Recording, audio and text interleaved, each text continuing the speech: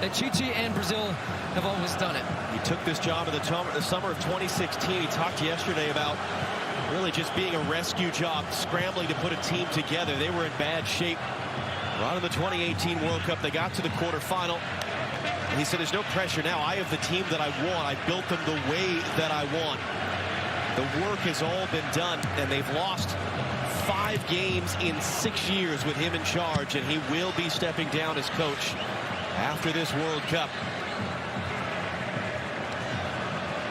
There is Neymar on the ball.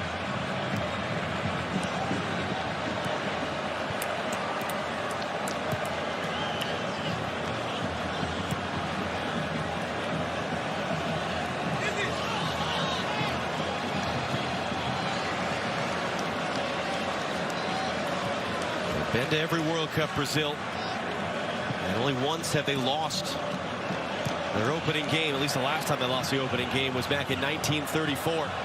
Their first ever game in a World Cup. They lost to the Kingdom of Yugoslavia. Technically, Serbia has inherited Yugoslavia's history, but it's their 3rd World Cup appearance as a fully independent nation since the summer of 2006. And John, you talk about them coming in not intimidated. They're stepping all the way up the field. They're not just sitting back and letting this Brazilian team have the ball. They're getting pressure on them defensively, and they've won it back a couple of times now, forcing a backwards ball. Look how they're squeezing their lineup. Here comes Tadic. Here comes Mitrovic as well. Vinicius Jr. will juggle his way inside. And it comes to Rafinha. It's a big challenge there from Pavlovic, but he couldn't get there. Rafinha for Brazil into the middle, stabbed away by Milenkovic.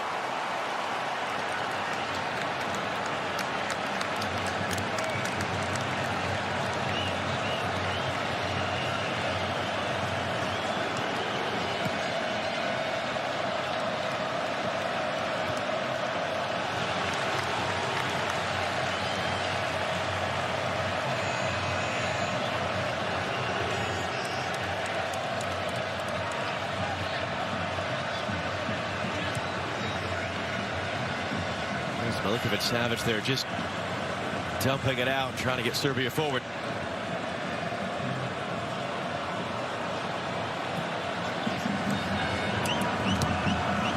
Good step on the outside. Zivkovic into the middle for Milenkovic-Savic. Got his pocket picked by Vinicius Jr. They had Neymar in a little seam there, and it's great work to win it back by Milenkovic-Savic. And then a crunching, crashing tackle there with Lucas Paquetá.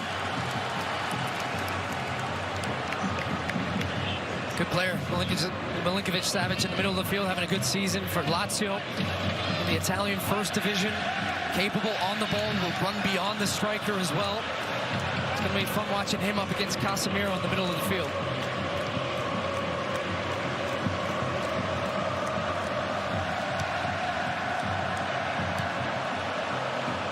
Dusan Tadic. No one provided more assists in European World Cup qualifying than he did, and a lot of them to Aleksandar Mitrovic, who he's trying to find right now.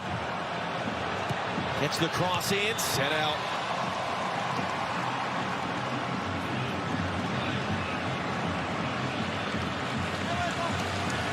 Pavlovic, the 21-year-old, on his World Cup debut in the back for Serbia. Let that run away from him.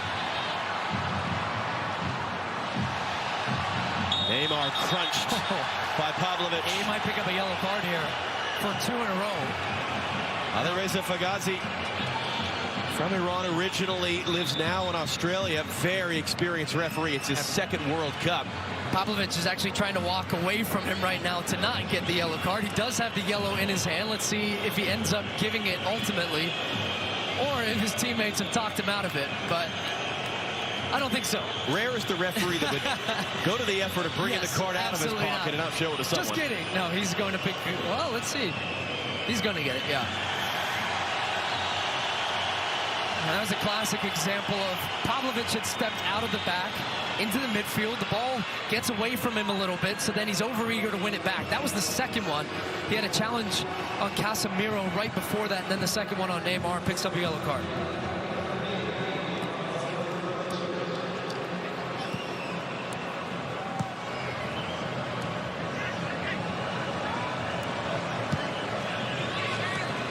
Lucas Paquetá had Rafinha making the run. He checked the run. And that comes all the way out.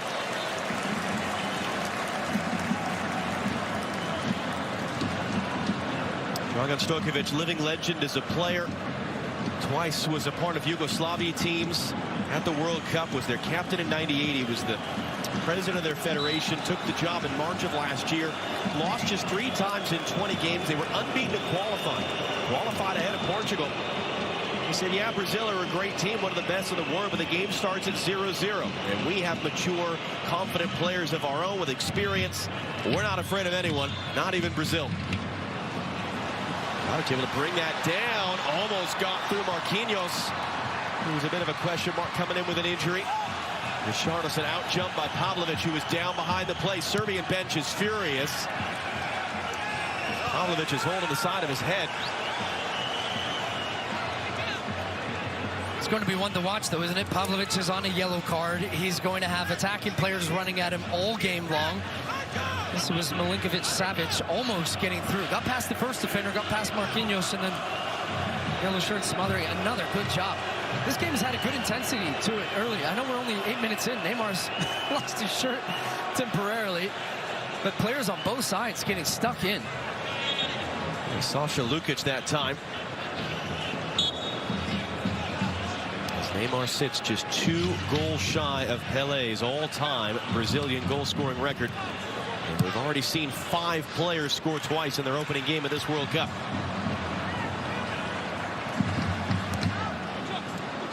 Živkovic lets that go. Good a long switch. Mladenovic. Away on the outside by Rafinha. He's going to have a little stare, and those two will have a fun battle tonight.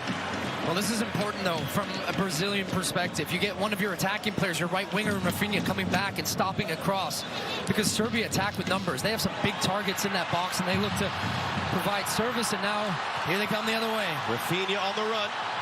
Pavlovic on a yellow card, able to recover and slow him up. Neymar, Castemiro, Vinicius Jr., Alexandro on the big overlapping run. Alexandro will get it now. Casemiro on the deck, finds Neymar, blocked off, got back to it, and cleared away. Vučević trying to play a 2-man game to get it forward for Serbia. Thiago Silva, the age of 38, throws his body in.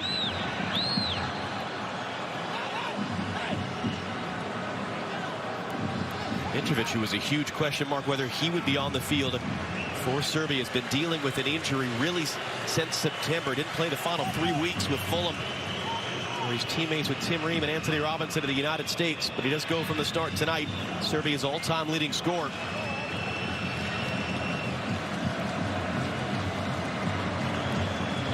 Vučević again. Puts that one off. Great control on the outside. Serbians pouring numbers forward as the cross comes right into Alisson. Well, they got into a great spot, and then Živkovic wants to get onto the left foot, swings it in, but can't pick out a target. This is a lot of what they try to do. Play the ball centrally, get it wide quickly, crash the box, get numbers in and around there, and then serve a ball in. That time, the service goes straight to Alisson. Serbia win it right back. Vučević then takes a bit of a chop to the back of the leg. Now, the injury he's been carrying has been described as both a foot and an ankle injury. It's not been disclosed which foot/ankle. Well, there was a kick on his left foot and then a kick on his right foot, so take your pick. Lucas Paquetá coming in the back. It was an injury he originally picked up in a game for Serbia in September. Scored a hat trick that day. Played 90 minutes a couple days later. Kept playing through it. Wouldn't practice with Fulham, was taking painkillers, scored 3 times in 5 games, but it got to a point where the pain was too much and they had to shut him down, and that was a real concern for Serbia coming into the World Cup.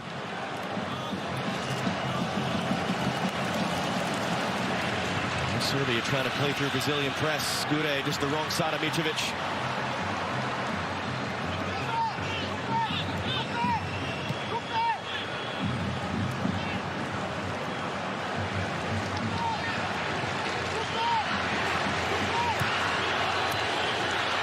Danilo trying to find Richarlison. Losing a wrestling match off the ball. It's a terrific tackle by Casemiro. It's Rafinha now. You're going to be saying that a lot this tournament. Terrific tackle by Casemiro. That's why he's so important. Right there in the middle of the field. Defensive midfielder. Right back to Danilo. Tries to play combination. Loses the ball. He's out of position. First one there. That's Casemiro. It's no coincidence that the only game he missed in the 2018 World Cup was the quarterfinal against Belgium. The game that they lost and went out. Has a remarkable record of only once being on the losing side of a competitive counting game. That was the Copa America final a year and a half ago to Lionel Messi in Argentina.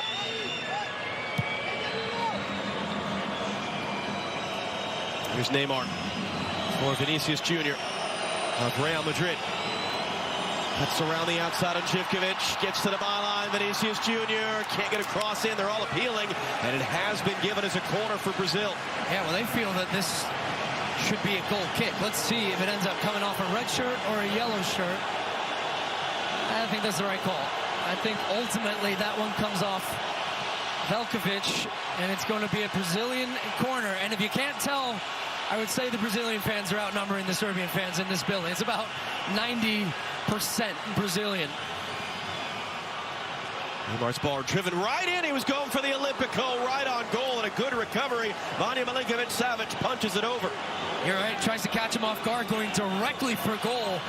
And this is dipping in. That would have been in the back of the net. Milinković-Savić quickly reacting, getting back to his goal to punch it over to deny Neymar the opening goal in an Olympico. And he's seen Ronaldo and Messi score from penalties. That would have won up to both. The night's not over. In it comes again. Milinković-Savić, good, strong take there. And man down behind the play for Serbia.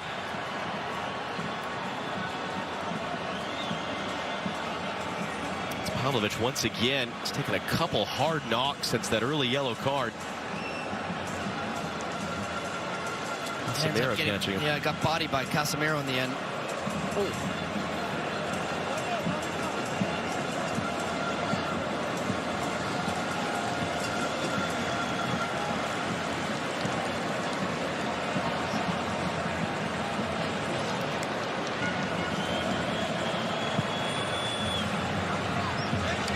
You mentioned the fan makeup. You could see it in that shot, just how many yellow shirts. When the players are out pregame and they're going through the national anthem, they let photographers down in the bench areas. Alisson had to slide over and get that to take pictures of the teams and the benches. They were maybe 10-1 photographers on the Brazilian sideline in front of the Brazilian bench than that of Serbia, just to give you a sense of where the eyes of the world are focused right now. Lukic, nowhere to go.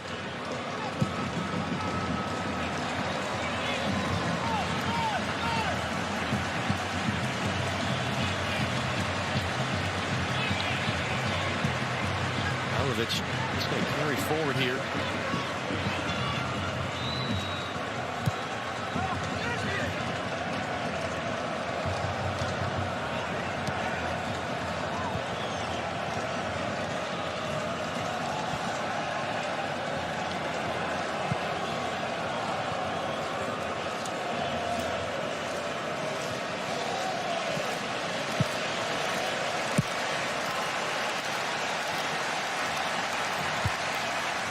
Sandro rising up for the header.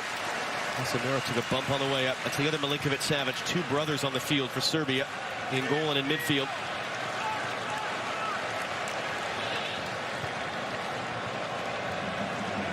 Serbia have shown good patience with the ball. Just using it, spreading the field wide, forcing on this near side. You see Rafinha, the winger, we're talking about his defensive effort as well. He's having to come back to deal with Mladenovic on this near side because he's playing almost as a left winger. So they tilt their defense to keep Vinicius Jr. and Neymar high. Neymar just...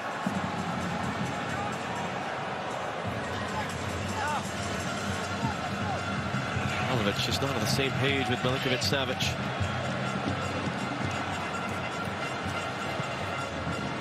Now Serbia's turn to try to press high. We got 4 matches tomorrow on our Fox networks. FS1 starts today. Huge game with implications to the United States when Wales plays Iran. Then Qatar, the host, against Senegal. Then tomorrow on Fox, the Netherlands take on Ecuador. And then the one we've all been looking forward to, England, United States tomorrow. Coverage beginning at 4 a.m. Eastern, 1 a.m. Pacific on Black Friday. We were at the U.S. team hotel earlier chatting with Greg Berhalter, chatting with Captain Tyler Adams and a few other of the players. They had their families over today. The families are here, but they're staying in a different hotel nearby. When we say families, for a lot of the guys, we mean, you know, parents, maybe a girlfriend, and then Tim Ream has got his wife and 3 kids. As he is sort of the outlier as a 35-year-old on this very young U.S. roster. Milanovic coming forward for Serbia. Tadic.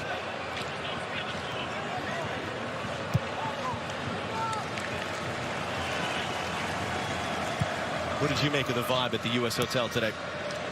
Fairly relaxed, because we saw them around their families. But you know now, after training they had this evening, that you start to dial in. And you think about that big game tomorrow, the game plan getting set with Greg Berhalter, and we all want to see this U.S. team go toe-to-toe with that English team. Just too far on the outside for Shipkovich to be able to control. Appreciates the effort, though.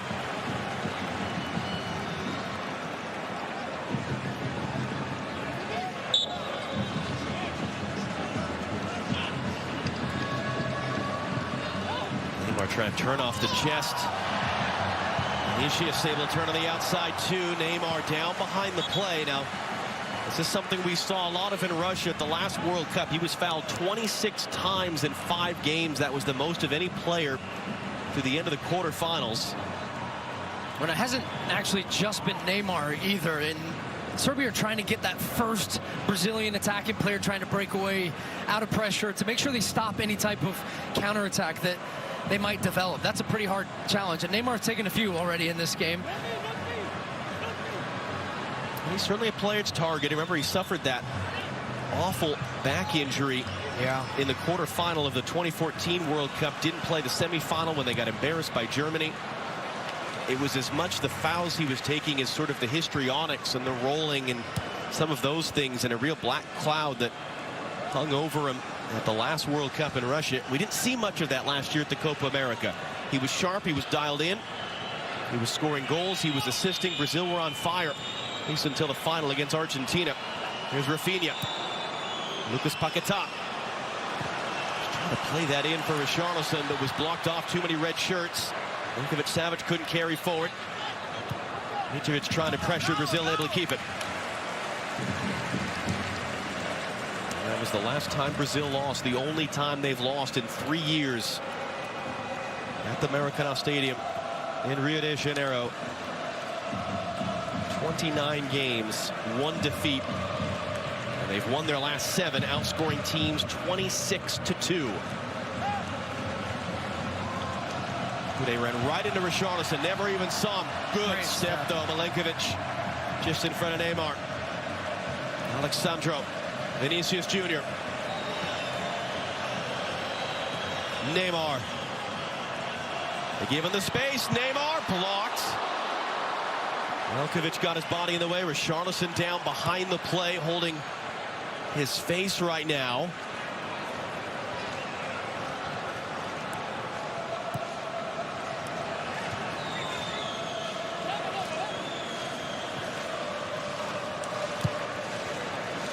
See the number of red shirts in the middle of the field. They're trying to take away the central part of the field from Brazil. They want them to go down the side in this type of spot.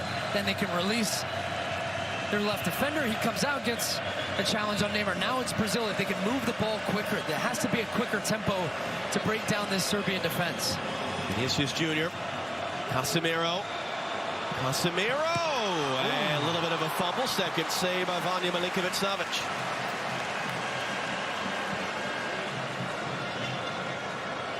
Ends up pretty comfortable. It's hit from a long way out from Casemiro, straight into the hands of Milinkovic-Savic. This was the Neymar one. Veljkovic is brave, has his hands behind his back as well, so not to give away any type of penalty. It does end up hitting his arm, but it's tucked close to his body in a natural position, so that wouldn't be whistled for a penalty.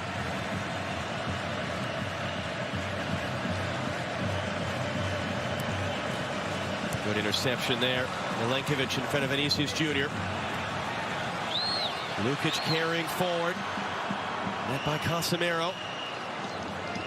That's another good example there. I just feel Brazil playing the ball too slowly right now, and some of the passes are under hit, and that's allowing the Serbian defenders to just step into those passing lanes, play aggressively, winning the ball back. So Milenkovic doing a good job once again at the back. Vinicius Jr. going to weave his way forward, blocked off. Lukic picks it up.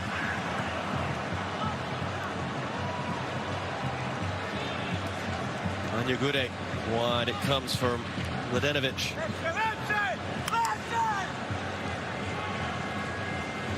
Let's keep the Neymar conversation going. Jenny Taft down on the field. Jenny? Well, John, as you know, at times, Neymar, his maturity has been questioned, right? But in the last 4 years, a lot has changed. And there's a pretty famous quote from Brazilian head coach Tite about him that in the past, he may have been more about that individual play, but now he does it all. It's what we like to call a bow and arrow. He sets it up, he finishes it off, and keep in mind the talent surrounding Neymar. Vinicius Jr. just said this week that he looked up to Neymar. He grew up idolizing him. Now he's able to play with the guy he idolized, and he said, I understand I can help Neymar. Neymar can help me. That's why this group is so confident at this World Cup. That's an interesting part of their attack, Jenny, in that Neymar being one of the more experienced players in that attack, and only 2 of their 9 forwards have World Cup experience. And Chichi talking about just the maturation now of this next generation of forwards that they didn't have available in the 2018 World Cup, and just how good they are playing the competition for places up front, and also just not putting all that pressure on one guy, and that being Neymar. He's still their leading scorer, but they have so many people around him that can pick up the slack when maybe teams are focusing on him. Rafinha wins it away on the outside. Pavlovic able to recover, and that will be out for a goal kick.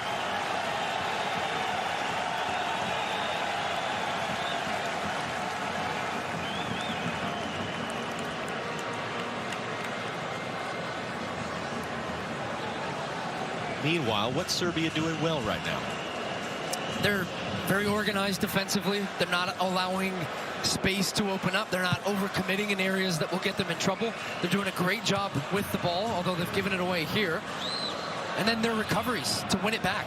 They get numbers around that ball. When it turns over in their own half, you see 2, 3, 4 red shirts surrounding the ball and not allowing that Brazilian transition to open up. But I still think Brazil can move the ball quicker side to side.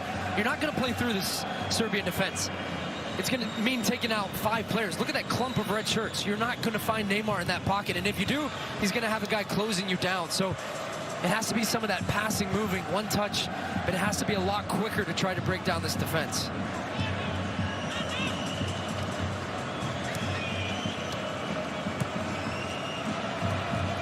There it is again. There. Yep, and now Serbia's got a chance to break. Wide it goes. Dusan Tadic on the run. Thiago Silva defending the cross. Mitrovic. Allison, that's a great strong take. Looking for their combo. Tadic to Mitrovic, and you're right. Allison comes off of his line so quickly and reads the play so well. He plays in a team with his club soccer, Liverpool in England, a team that oftentimes leaves space in there behind their back line. He has to react, he has to get off his line, but he's also a goalkeeper. Yes, of course he's good with his feet, he's Brazilian, but he comes up with big saves and big moments for this team. Just a terrific mustache as well as it comes across to Rafinha.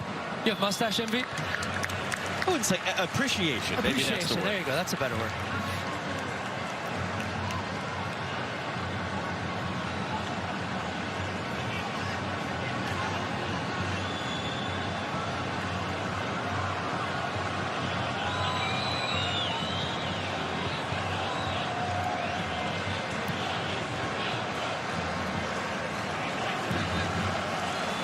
Alexandro, lots of space. Vinicius Jr.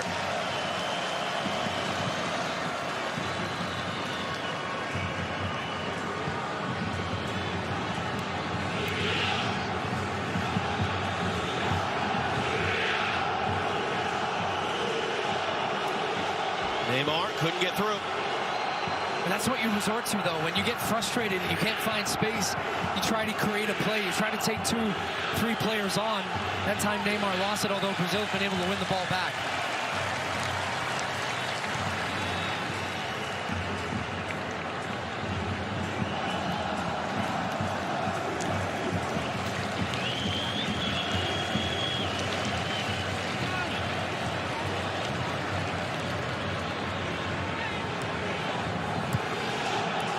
Rafinha in for Danilo. Back out for Thiago Silva. Oh, it's a great ball. Vinicius Jr. Great goalkeeping. Milinkovic-Savic alert off his line. He's going to follow it out in front of Neymar and blast it in the fourth row. Well, it was quick ball movement this time. When they come inside, they're trying to play the throw quickly. And they did. And Vinicius takes one. That's going to come back for a Brazilian free kick, it looks like. It's Milinkovic this time, getting in the face of the referee, Alireza Fagani. He was onside too. Vinicius Jr. is looking right down the line so he can see when he needs to hold his line. It's actually a center back, Thiago Silva, stepping up to play the pass, and great reaction from Milinkovic-Savic. Gets off his line so quickly, and he has to be sure when he gets that wingspan out, he commits to the ground, gets extended, that you have to get the ball, or else Vinicius Jr. is going to drag that foot and try to win a penalty. That's a great take, although now they're going to have to defend a set piece here. Neymar Jr. going to whip this one in.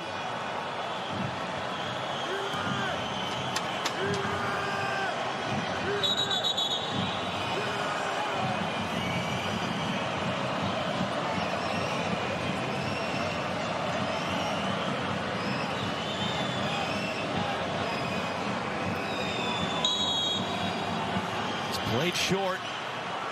Neymar to the byline. It's cut across all the way through, and that broke down whatever the intention was on that one. Rafinha just ended up skying it. Tomorrow, Black Friday, it'll finally be here. All the talking can stop. The game can begin. It's England. It's the United States. Coverage starting at 1 Eastern, 10 a.m. Pacific. Live here on Fox. We've heard the BBC unequivocal in their opinion that this is going to be a rout for England. A lot of confidence from England coming off of their 6-2 thumping of Iran. The U.S. being held to a draw against Wales. What happens tomorrow?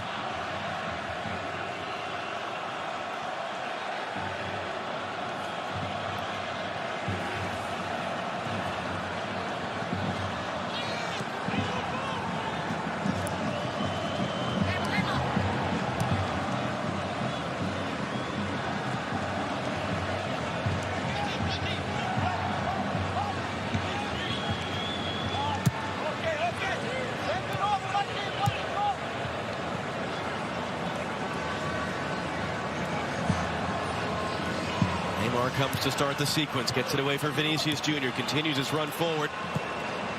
I'll check back to it now as Casemiro is looking for Vinicius Jr. Rafinha making a big run off the ball. Here it comes from Casemiro. Rafinha into the middle. Vinicius Jr. beaten to, and it's headed over and out by Velkovic for a Brazil corner. Well, that's the first time we've seen them play a long, direct pass, opening up this Serbian defense. It's a great run initially from Rafinha. He initiates that pass from Casemiro. Great ball, picks him out to be able to square that one across first time, looking for two Brazilians in the box. Ends up being cleared behind, and they'll have to defend another corner.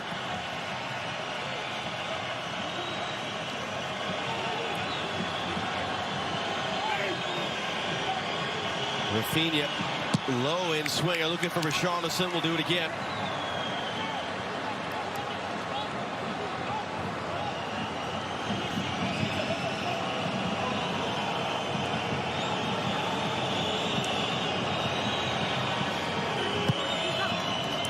Played short.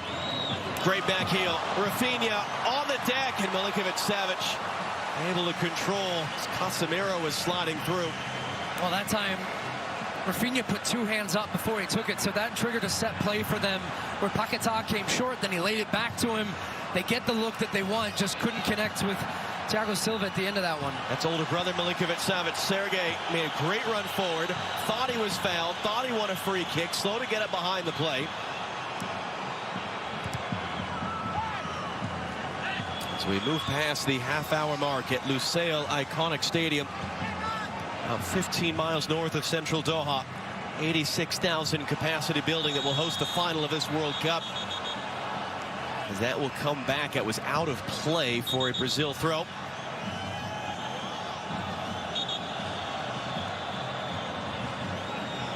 Best wishes for a happy Thanksgiving back home in America. All of us here in Qatar, handful of us at Lusail. Whole group at the set on the Corniche, back home to all our families.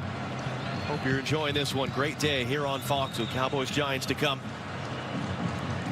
And more World Cup tomorrow. Lucas Paquetá for Vinicius Jr.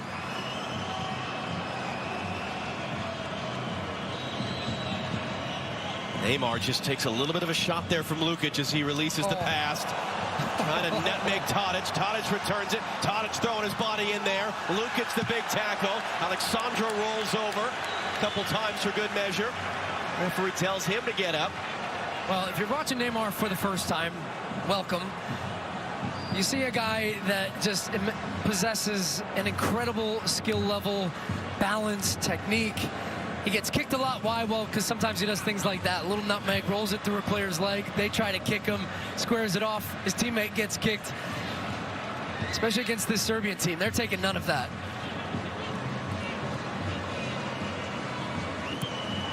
Vinicius Jr. Neymar, return knocked away. Milinkovic stepped up there, cross from the outside for Richarlison, sent away by Veljkovic. Mitrovic misjudged the bounce there. Rolled in for Neymar. The turn ran away from him. Good, a strong tackle, able to hold it up.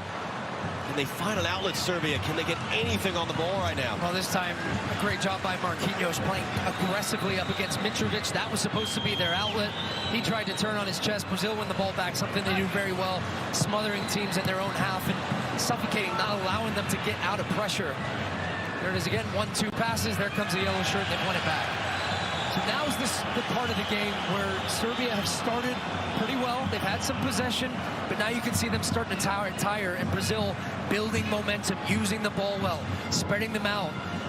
This is where you have to maintain focus, because you switch off for a half second, the gap opens up, and they'll thread it right through that gap and put the ball in the back of the net. Richarlison able to hold it up and lay it off. Rafinha has Danilo outside, drives it inside. Lucas Paquetá returns. Rafinha right at Milinkovic-Savic. That's the look they're looking for. Rafinha coming to life. What a great return pass. That's the passing and movement that can unbalance a defense, because everybody gets sucked towards the ball, and naturally your inclination is to go towards it, and then he makes that secondary run in behind. The first touch is good, and he's trying to shape his body to hit the far post past Milinkovic-Savic. It ends up comfortably in his hands. Chichi will have liked what he's seen from Brazil over the past 5-10 minutes here. Third save today for Vanja Milinkovic-Savic. Just his 8th international appearance, the goalkeeper. He's 25, but he's just really in the last few months taken the starting job for Serbia.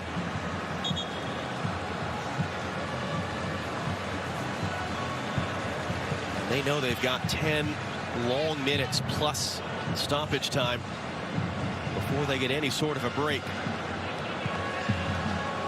Richarlison wrestled to the ground, no foul. Gude. Tadic, can he get back to boy? He gets crunched by 3 Brazilians, no foul. Rafinha knocked off it.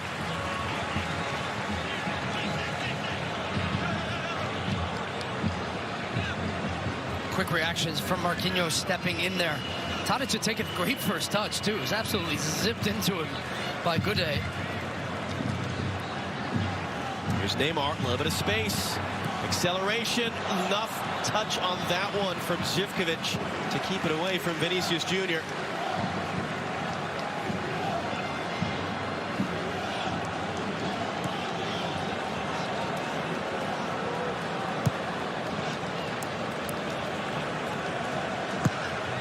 Pavlovic goes long. Mitrovic knocks it down. Milinkovic-Savic wide to the far side.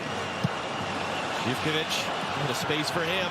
Tadic on the outside. Dusan Tadic, the return. Živkovic clips it up in the air. Leg crash on the backside, and the header looping well over by Mladenovic.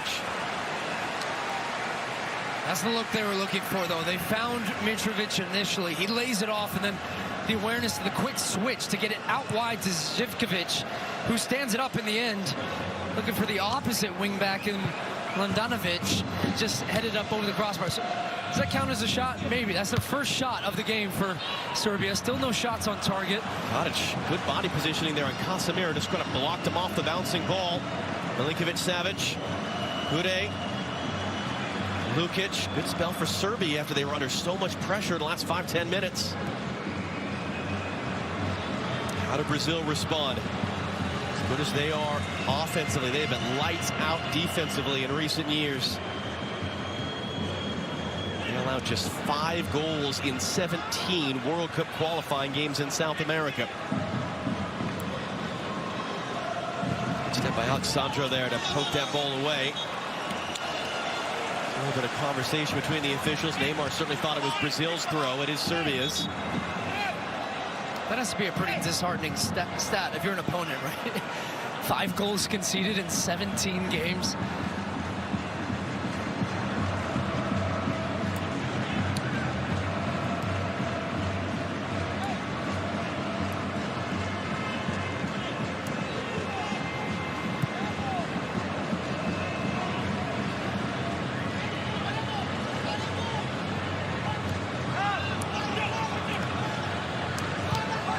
Trying to dribble inside. Lucas Paquetá. Of course, Veljkovic just get rid of it. Jenny, what more can you add to the Serbian conversation right now?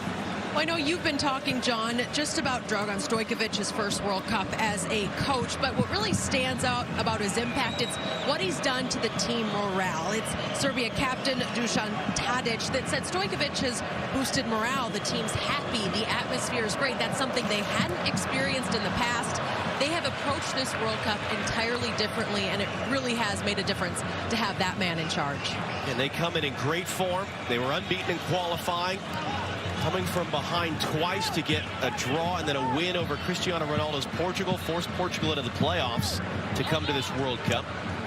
And they've been terrific in UEFA Nations League play across the summer and the fall. They'll be feeling pretty good about themselves right now, going toe-to-toe with the #1 ranked team in FIFA's world rankings, Brazil.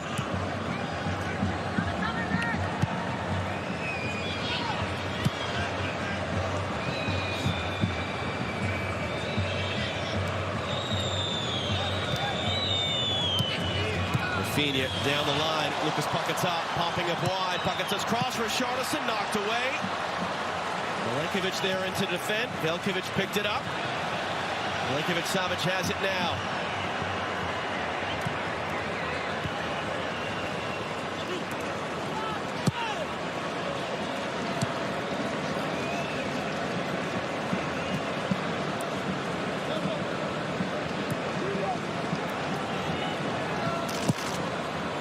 Milenkovic-Savic just going long there. Alexandro knocks it down. Dusan Tadic picks it up.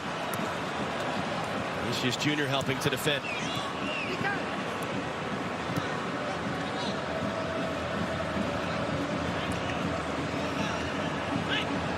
Sergei Milinkovic-Savic dropping in to get a touch. It's Pavlovic now.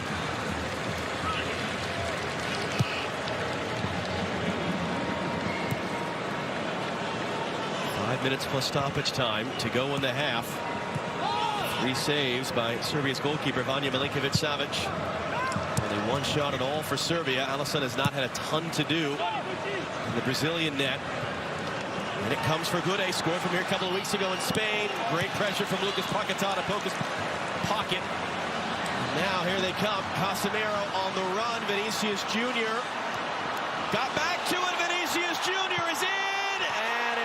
Up wide. He's saying it came off a Serbian player. It should be a corner. Well, yeah, Milenkovic is trying to flick this one away. He gets there first, ends up flicking it straight into Vinicius Jr. It falls to him.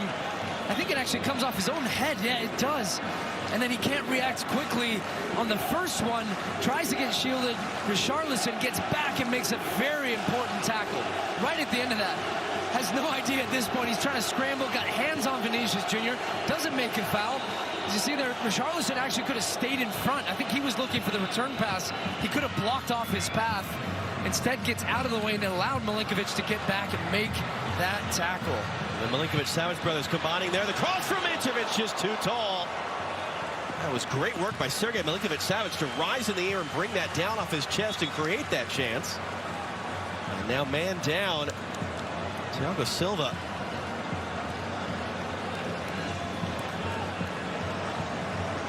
I mean, Mitrovic is a handful. He's a big target striker. 60 goals in a calendar year last year for Fulham.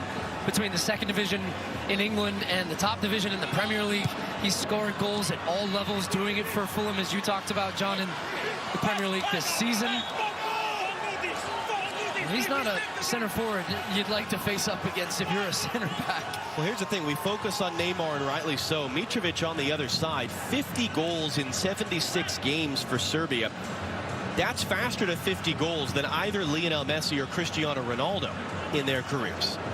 That's a top-level player. That was why there was so much concern with the injury he's been carrying this fall. It's still a question for a guy that hasn't played in over 3 weeks. Does he have enough to go the 90 minutes, and at what level? One back. Good A. Can he get back to it? No. Danilo just thumps it out of there. It's 3v3 right now. Good work by Milinkovic to come over the top. Been excellent. He's been excellent on the right side of that defense for Serbia, which, by the way, contains Neymar and Vinicius Jr. Neymar. So he's had to make some very important tackles. 4 red shirts around him. Got out of there with the ball. Rafinha to the byline. Rafinha. And he wanted a little bit of extra space there to cut it back around Pavlovic and ran out of room. You're right. He just wanted one more. The ball could have come in there, and he tries to cut it back. Gets greedy because he saw Pavlovic going to ground and committing early. This was the play you're talking about. Neymar picks it up in the middle of the field. There comes your first red shirt. And then here comes your second red shirt, and they win it back. Good challenge from Lukic.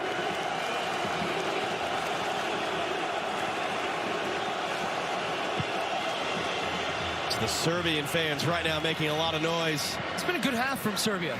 You would expect against Brazil, the #1 ranked team, that for a stretch in the game you're going to have to absorb pressure. They got through that spell. Then they were able to release. They get up the field, and that's allowed them again to get some pressure on the ball to keep the ball away from their own net. So we haven't seen Neymar much. We've barely seen Richarlison up front for them. Not much of Vinicius Jr. Go down the line. That's a credit to this Serbian defense and how organized that they have been in this first half. They want it back. Quickly back up, Dusan Tadic. Živković, Milinkovic-Savic behind Tadic.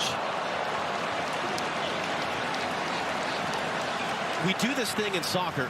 Let's take a look back at this first. And now Neymar's actually on the run as we're in the replay. Neymar intercepted.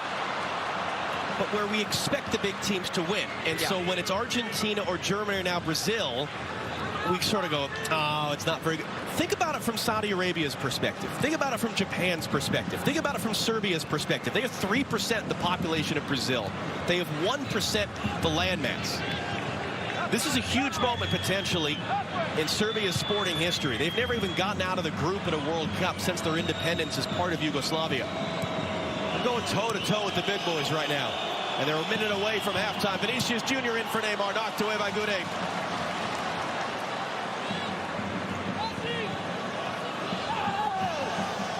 Well, Lukic there thought he was just going to carry it out and get the foul. Gets a throw out of it. What's the conversation going to be like, though, in the Brazilian locker room? Why is there only 1 minute stoppage? I think for Chichi, it's not a sense of panic.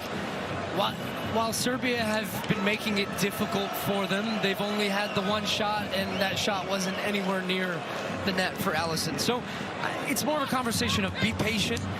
Don't allow yourselves to just take chances in the wrong parts of the field that could potentially see you lose possession and concede a goal the other way, but they'll feel fairly comfortable. This is a game that I think for Brazil will come to life in the 65th minute, and then it's going to be on Stojkovic on the other side to make the necessary changes to keep the energy levels up, to keep this Brazilian team out. But he'll be very happy from a Serbian perspective of what he saw in that first half. Let's send you back to Rob Stone and our corny set as 45 minutes down, 45 to go, and Lusail, no score between Brazil and Serbia.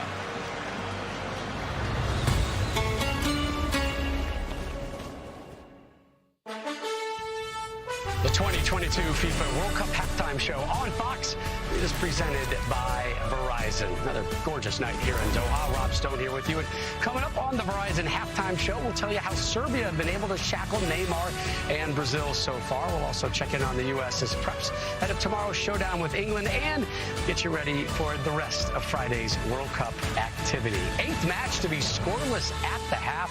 4 of them coming today. Brazil and Serbia scoreless after 45.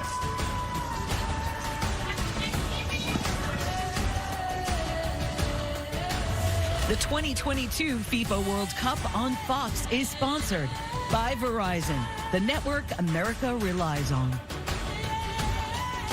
Ah, humbug. My signal is totally ghosting me. You need a better network. 'Tis the season to switch to Verizon. They'll give you the new iPhone 14 Pro. Oh, amazing phone. Plus, Verizon gives you another Apple gift, too, like Apple Watch SE, iPad, Beats Fit Pro. Oh, for me. No, Scrooge. This Black Friday weekend, get our best deal of the year. Only Verizon gives you the new iPhone 14 Pro, plus an Apple gift like Apple Watch SE, iPad, and Beats Fit Pro, all on us. That's a value of up to $1,900. Verizon. Now what? You say it when things go wrong.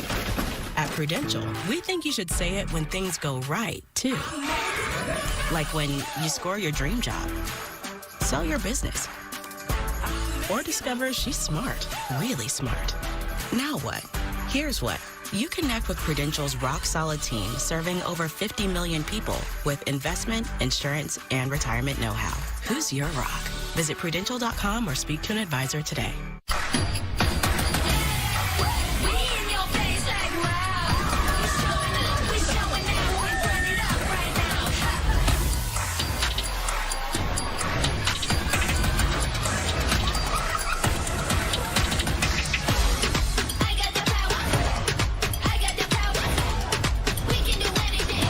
This is the icon of vacations. Icon of the seas, arriving 2024. Señoras y señores, it's Walmart's Black Friday deals for days. Shop deals Monday online at 7 p.m. and find hot deals in store Friday at 6 a.m. local. Vamos! What's for dinner? Panera. Freshly prepared with clean ingredients.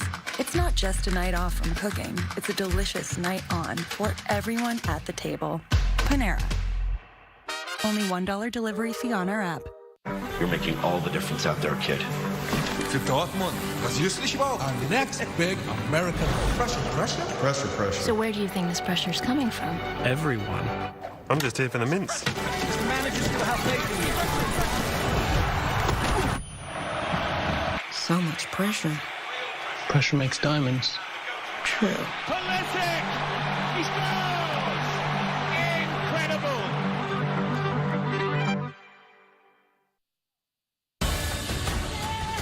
The 2022 FIFA World Cup halftime show on Fox is presented by Verizon. Brazil scored 26 goals in their last 7 matches leading up to this World Cup, but they've yet to find the back of the net here in their Group G opener against Serbia, 0-0. After 45, we'll welcome back to our set here in Doha. Rob Stone, Eddie Luco, Clint Dempsey, and Alexi Lawless here with you.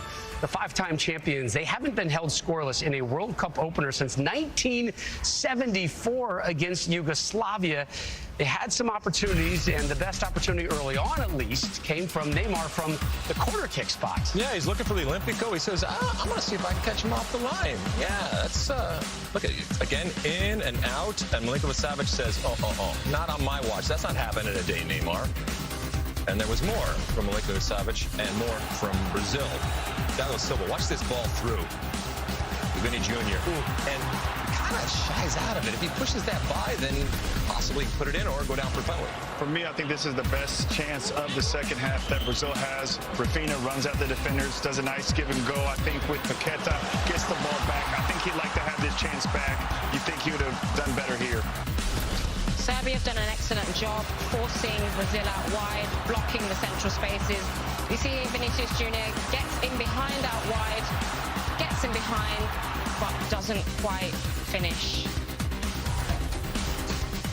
0-0 at the break. So, Clint, I gave you that Chichi quote right before we went to kickoff, right? Neymar right now, the bow behind 3 arrows. Is it time to make Neymar an arrow and not a bow?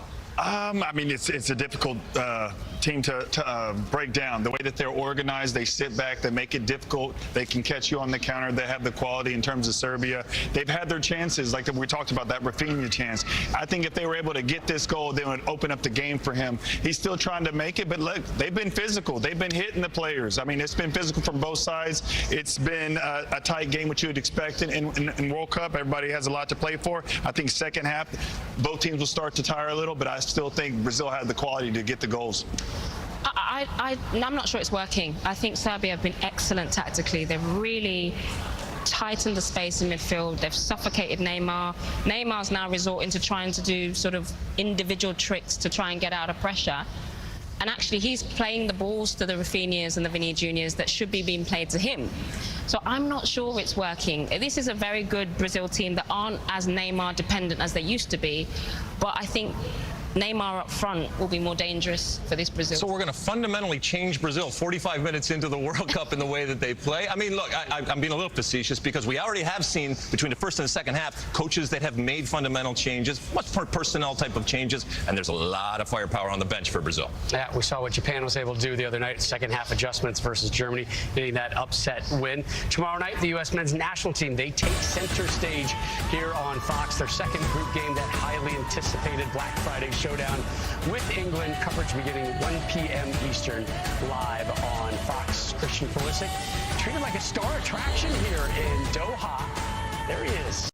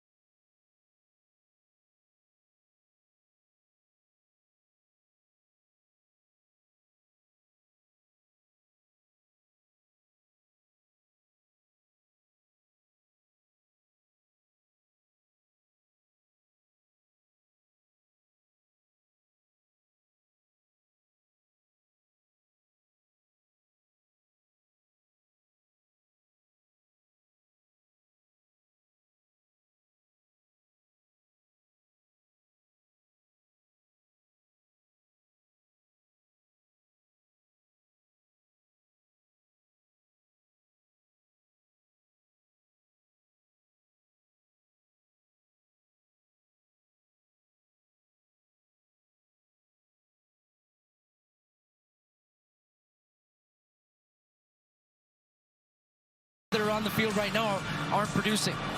From a Serbian perspective, more of the same. I think the weak link for them has been Pavlovic in the back as part of that back three. He's got drawn out of position a couple of times. He's on a yellow, 21-year-old. I would expect to see him potentially subbed out at some point, and the Serbians have kicked it off, and here we go. Second half underway. Neymar's still tying his shoes. Just past 11 p.m. here in Qatar. 9 p.m. in Belgrade, Serbia. 5 p.m. in Rio de Janeiro. Neymar still tying his shoes. The Serbians just knocking around. That is the context with which we begin this second half. The final two teams to take the field here at the World Cup.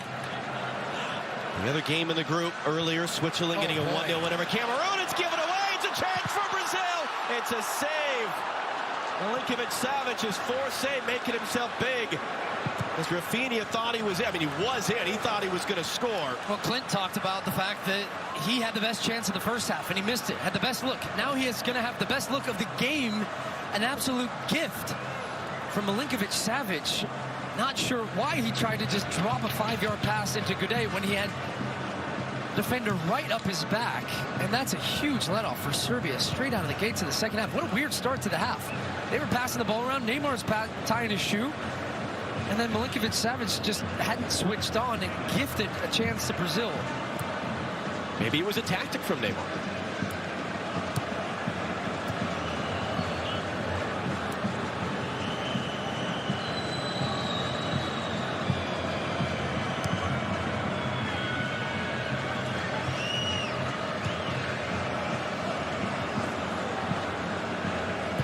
Casemiro, just a blind ball out. Pavlovic intercepts. He'll retreat it to the goalkeeper. Not going to make the same mistake twice, at least in quick succession. Good work to bring that down. Mladenovic. Milinkovic-Savic trying to play over the top and couldn't. Richarlison on the run. Pavlovic on a yellow. Got to be careful how he defends. No foul. Richarlison down behind the plate.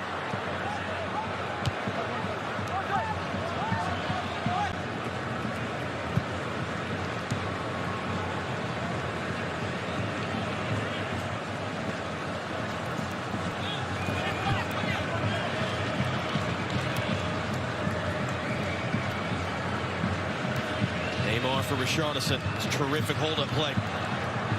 Neymar again. Brings Danilo into the play. Into the middle. Lucas Paquetá trying to find Neymar. Well read by Lukic. Casemiro beaten to it. Mitrovic flicks it up to himself. Opens it up wide. Živkovic. One-on-one. A little bit of a dance. Trying to get away. Trying to find the pass. Does so. Knocked away, though. One back by Casemiro. Neymar, space to run into. Options either side. Chopped down just outside the box. Goudet there with the tackle. The yellow card. Brazilian bench is furious. Neymar's down. It's a free kick just outside the box. Well, it's pretty clear their strategy on how to stop Neymar. And this is where Neymar's at his best. He's breaking away. He's got open field. He's got defenders off balance. And he takes that touch. Goudet misses him on the first, and there's no chance he's missing him with that second leg. That's a crunching tackle on Neymar. And this is that early one, the gift to Rafinha, who picks Goudet's pocket, but he was not given any favors by his goalkeeper there. And it's a poor effort from Rafinha. It's right at Milinkovic-Savic, who has to guess, because he's got the whole goal to pick from. So he's already leaning, going down to his right. Just a little more patience there. He could lift it up over him, but now a chance for Neymar from a set piece, close up. But this is a spot that he has the quality to get the ball up and down over that wall into the corner. And it's really a spot where you can't guess as a goalkeeper. You have to trust your wall, because otherwise Neymar can pick out that far corner too. Rafinha's standing there, but I'm imagining he's just a decoy, and this is going to be all Neymar. Dude laying behind the wall, one of the new tactical trends in soccer. We'll explain that in a moment if you're curious. But Neymar, 2 goals shy of Pele's all-time Brazilian scoring record, stands over Rafinha as well. Vanja Milinkovic-Savic, 6'8" of a big dude, getting himself set. Here we go.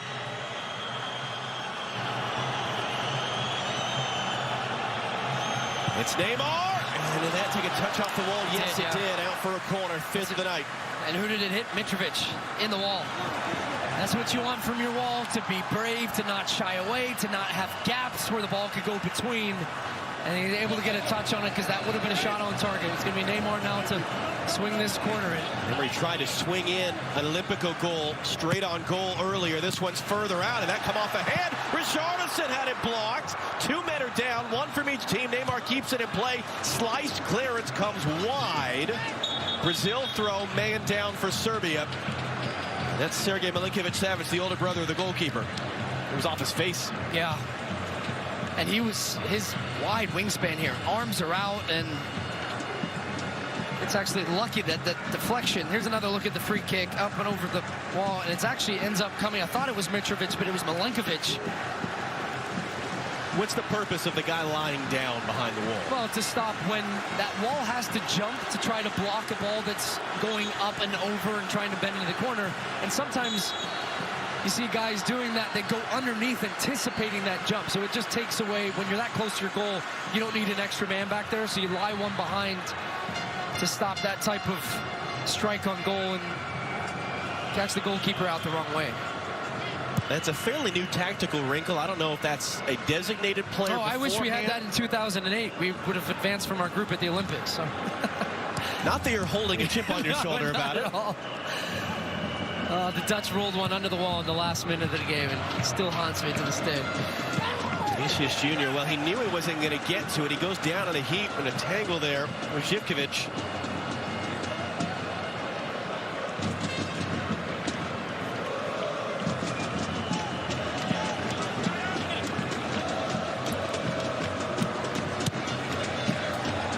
Plays it back into the middle of the field. Lucas Paquetá wins the header, gets it back from Richarlison to the far side. Rafinha! That's a terrific tackle.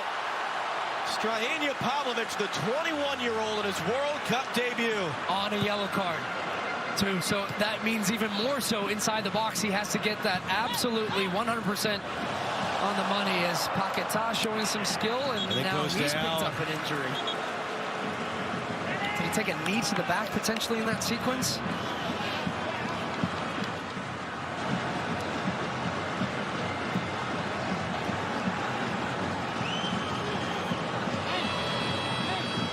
Let's bring in Mark Clattenburg, our rules analyst, watching this one. Mark, I mean, again, Serbia want to make it physical.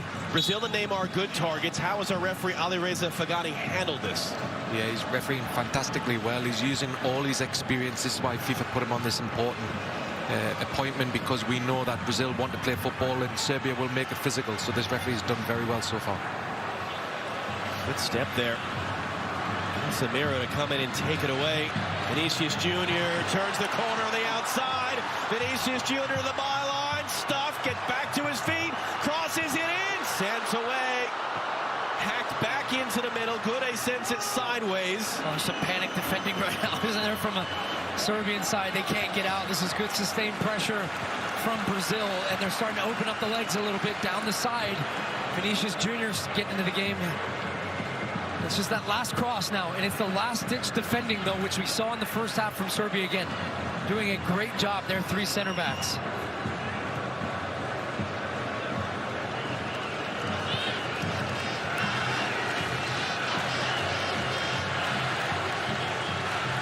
Neymar, Richarlison, the return doesn't get there.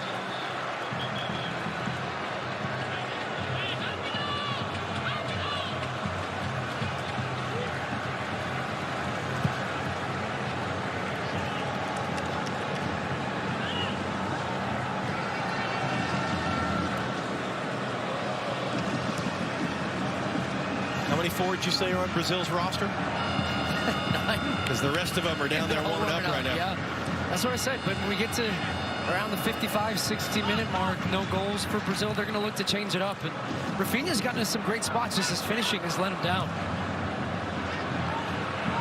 Here's Alexandro, the left back. Vinicius Jr. into the middle. Neymar! And they couldn't get it on target. And they're trying to thread the eye of a needle when the ball goes wide.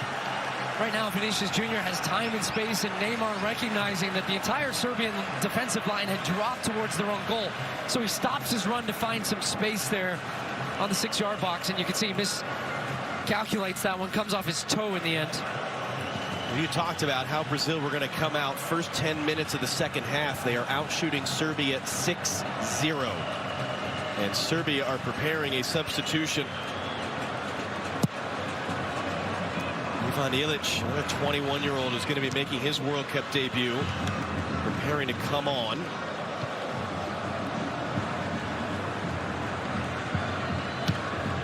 As they finally get a foothold on this ball, Mladenovic. Well, that was Milinkovic-Savic blocking that. It was going to come in the middle for either Tadic or Mitrovic.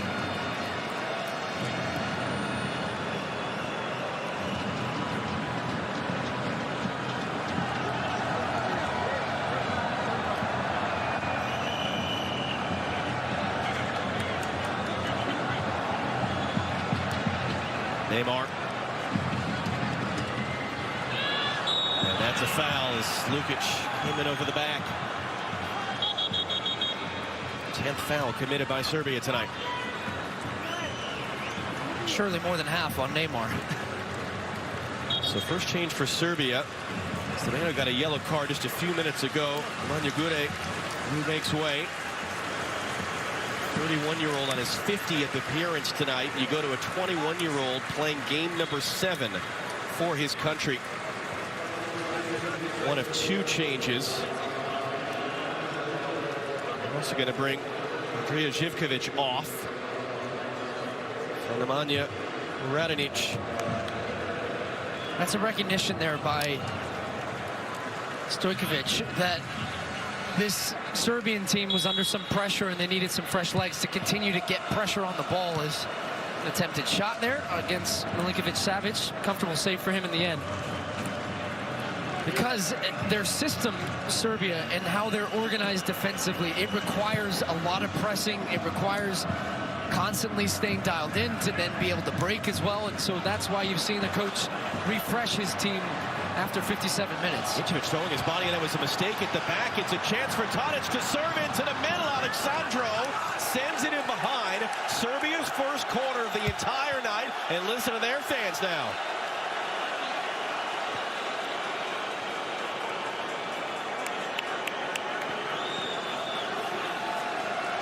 Now, this could be an area that Serbia could have some success. They've scored off a set piece, a couple of them in World Cup qualifying. They clump kind of around the penalty spot. They're going to put it looks like 2 players now on top of Allison, and then they're going to peel up. This one, they're actually going to try and dump right on top of him. So normally they're around the penalty spot. They've got a plan here. They've got all those Brazilian shirts. He's going to try and whip this right on top of the goalkeeper and put pressure on him. Dusan Tadic. Swung in right at the near post, popped along to the back post, straight up in the air, sent away. Lucas Paquetá battling with Mitrovic there.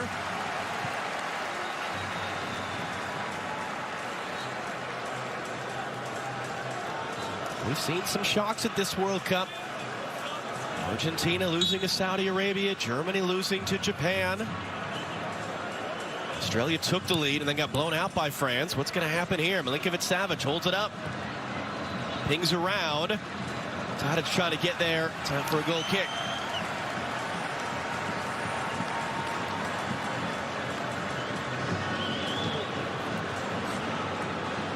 This was that corner. It's a great looking ball.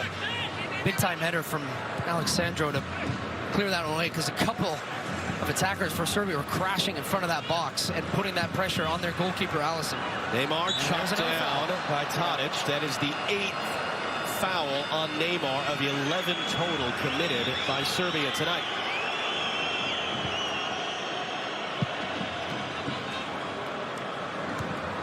Mitrovic tried to hold it up and couldn't. Danilo pass one. Hands it off wide. Rafinha trying to bring it under control. Lucas Paquetá couldn't get there. Alexandro does. Alexandro off the post. Rebound comes all the way out wide.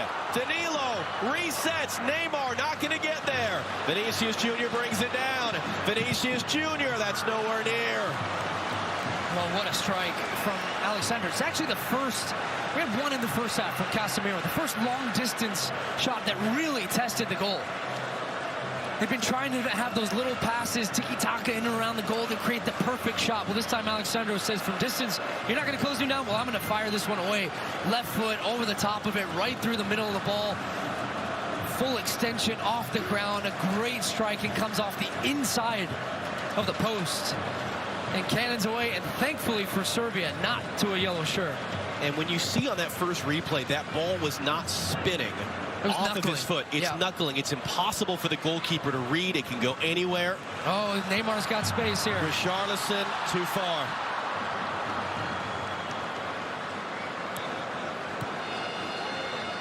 "30 minutes to go in front of somewhere around 80,000 fans at Lusail Iconic Stadium north of Doha. That tells a bit of the story. 13 shots to 1. And yet, no score.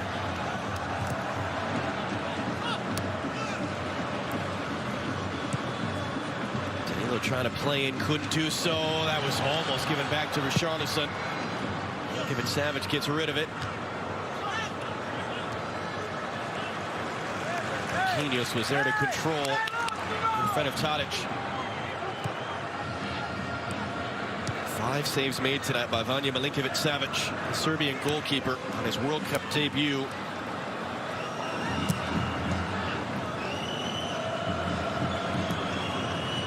One from Alexandro just a moment ago, rattling off the post.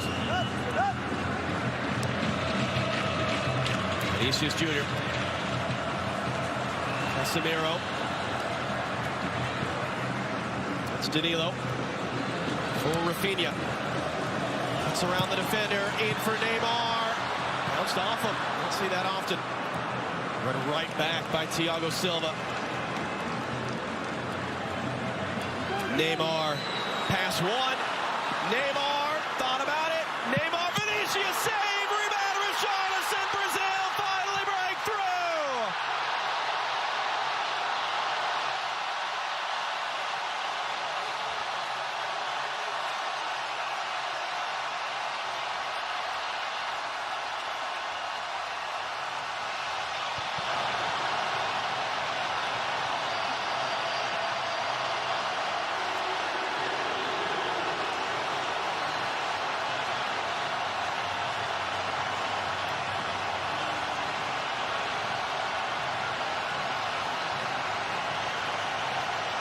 Well, Brazil were forcing Serbia deeper and deeper, and it was actually Neymar. Great first turn initially, and then he's trying to create the angle. It's a heavy touch that goes straight to Vinicius Jr., who takes the quick shot.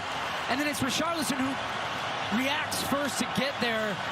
It's a great finish in the end. Not much you can do. It's a good save from Milinkovic-Savic. Just to palm it back, and it's hit with such pace that he can't control where he palms that.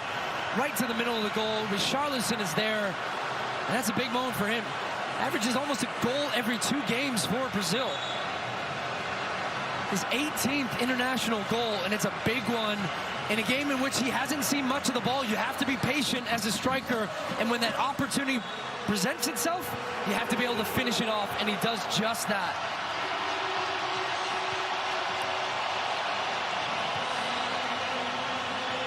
Radonic on the run, almost got back to that one. There was a picture that circulated on social media about 6 months ago, back in the spring. Richarlison on the Brazil team playing as Dusan Tadic is down. He's hurt. He's holding his head. The Serbian bench is going absolutely ballistic. Now another Serbian, that's Lukic, has been shown a yellow card, presumably for dissent.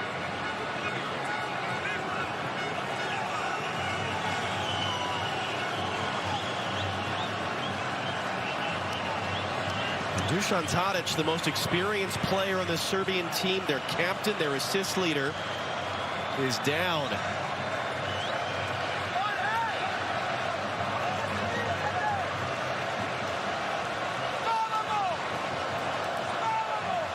Yeah, it's more of a forearm. It's not an elbow from Casemiro there, but there's the extension of the arm and a push off.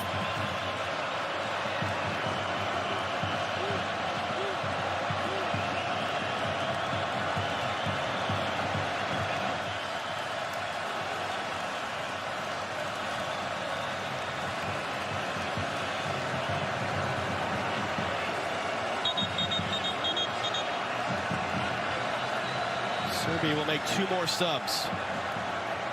Dusan Vlahovic, another of their top scorers. He was an injury concern coming in. He's going to replace Lukic, or at least Lukic is one of the 2 coming off who just got that yellow. Mladenovic will come off as well.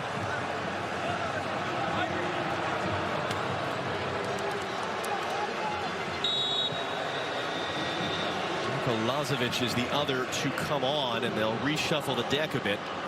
So this picture on social media, it was from the Brazilian team playing for a game earlier this year, and it showed Richarlison's cell phone. The lock screen wallpaper was a picture of the World Cup trophy as Danilo wins that tackle. This tournament has been on his mind for a long while. He's finally here. He's got a goal in his debut.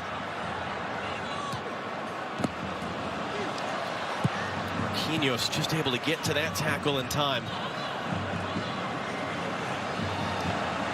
Neymar fighting his way through. Couldn't get through Milinkovic-Savic.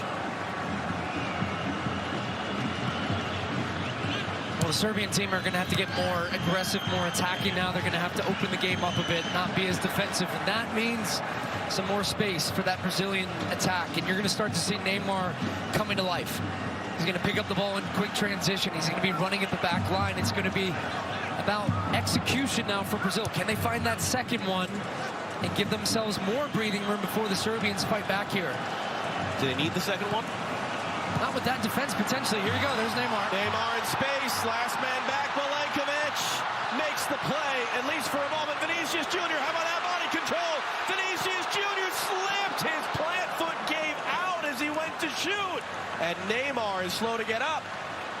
And that was the decision-making there for Neymar. It's a great tackle in the end because he was trying to cut back. He was clean in, and you're right.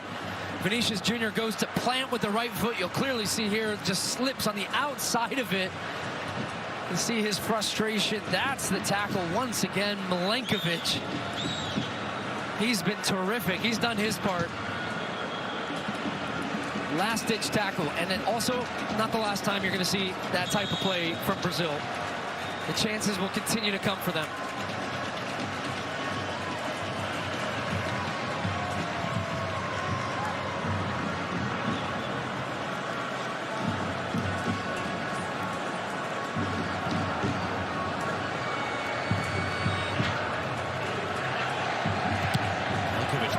Richarlison doing the defensive work. Ilic, who came on a few minutes ago, was a sub.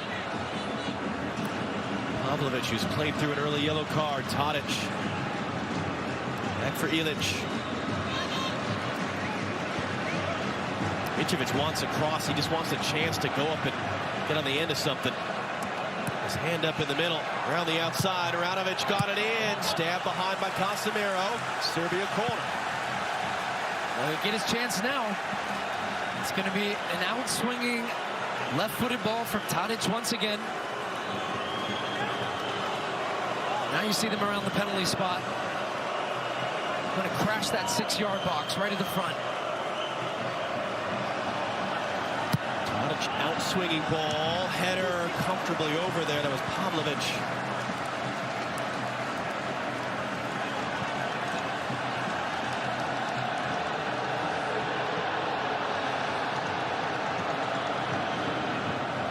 Just the second shot all game for Serbia. 17 for Brazil. Roberto Carlos watching. One of the former World Cup winning legends from Brazil.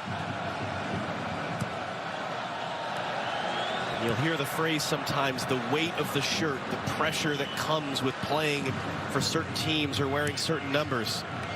That phrase was made for Brazil. It's one away by Milinkovic. Picked up now on the outside. Vlahovic's first touch couldn't get anywhere. Not a foul, though. It's going to be a corner. Thiago Silva can't believe it.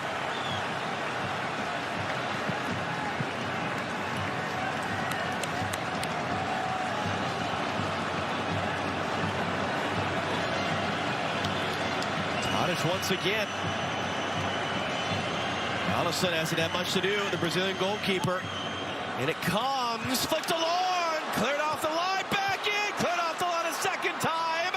They attempted overhead swing and a miss. The follow-up's in the stands. It's been really interesting to look at this replay to see how close Serbia came. Well, and this is what the look they're looking for, is just to try to flick it on. It ends up coming off, in the end, a yellow shirt that was flicked towards the back post and then cleared off the line. The first one, and then it's Marquinhos on the second.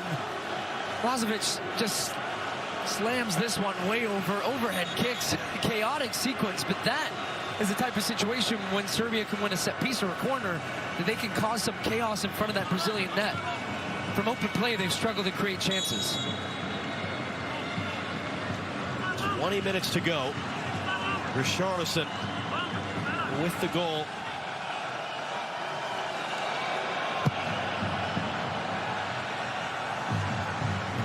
Rebound off a save made for a Vinicius Jr. effort. Bouncing ball to Milinkovic-Savic. It's Tadic who's good at control. Good work on Casemiro. Alexander Mitrovic, their all-time leading scorer. That's blocked, deflected out of Sun. Alert off his line to come get it.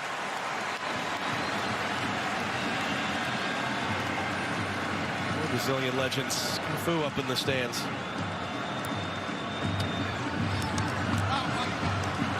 All-time appearance leader for Brazil. Looking nice and relaxed.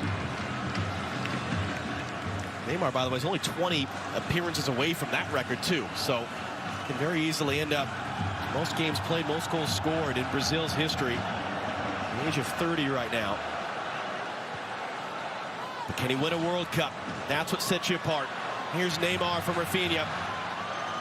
Surveys the scene. Too far for Lucas Paquetá. Can Serbia break the other way? Marko Lazovic, the substitute, some fresh legs carrying forward.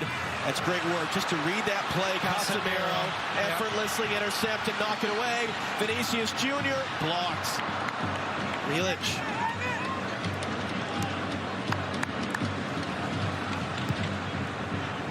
Milinkovic-Savic going long, and Danilo just lets it run out.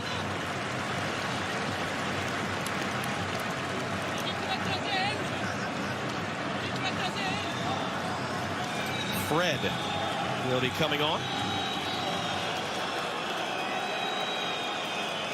Be the fourth of the last 5 World Cups that Brazil have had a Fred on their roster. 2 different Freds, to be clear. This one at Manchester United. So if you name your kid Fred, you got a good chance at getting to the World Cup squad. That's going to be a tough bounce and just cleared away by Lazovic there. Vinicius Jr. thought he had a freebie to run in behind on. Here's Neymar. Vinicius Jr.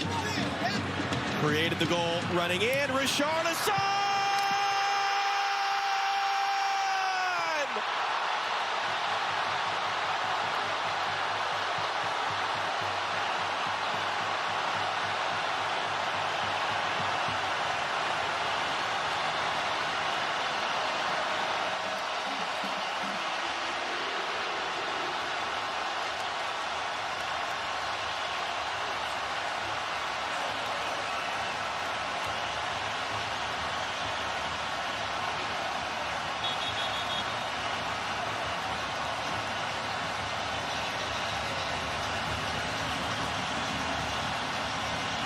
This is absolutely sensational.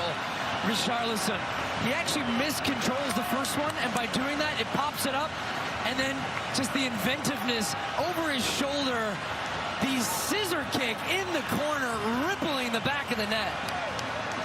My, oh my. Look at that. Picture perfect. Pick it out of the back of the net.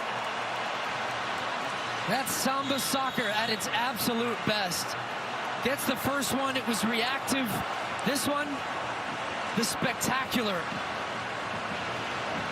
And the Brazilian fans coming to life now, absolutely loving it. Richarlison came in with the pressure of being the number 9, the focal point of the attack, but the guy that has to finish off attacks.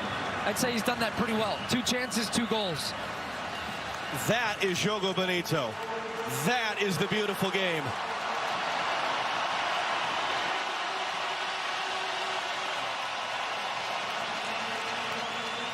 Lucas Paquetá is off.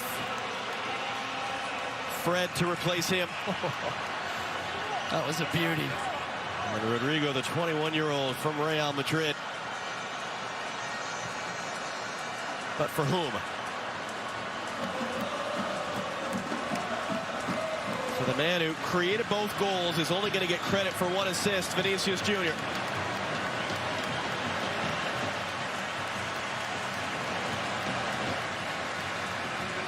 This is where you start to talk about the embarrassment of riches for Brazil. Just swapping out one Real Madrid winger for another. There's guys on this Brazil roster that are perhaps not going to play a single minute in this World Cup that would start for most other nations here. Yeah, 100%.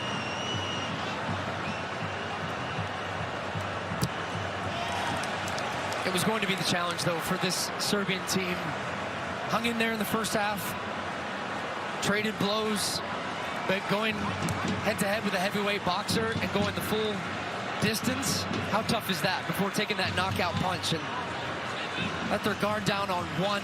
The gap opens up. Richarlison finds it, and now you're just seeing this Brazilian team coming to life. There's time, there's space, there's a tired Serbian defense, and they've ramped it up, and they've turned on the style.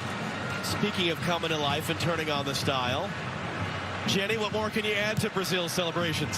Well, you know they've got that flair. It's something special whenever you're watching Brazil. And actually this week, Rafinha said that the team had planned out multiple goal celebrations. He said, don't worry, we will be celebrating 1, 2, 3. And Chichi said these celebrations are a way for us to celebrate our tradition. And by the way, it's the Brazilian way. We might have a few more dance moves, John. I don't think we're done here.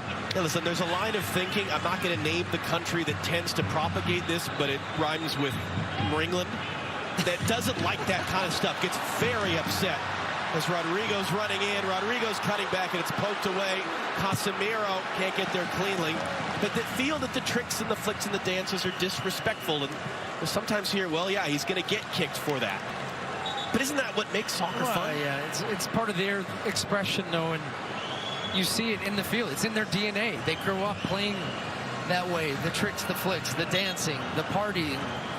And you see the togetherness of this team, though. When those goals are scored, they do it together. It's not one guy doing it in the corner by himself. Gabriel Jesus, speaking of embarrassment of riches, preparing to come on for Brazil. Just having a terrific season with Arsenal, having won 4 of the last 5 Premier League titles with Manchester City. And boy, if you're Serbia, to your point, through an hour, feeling pretty good about things. And then the roof caves in. I saw Neymar going down, but I think he's just tying a shoe again.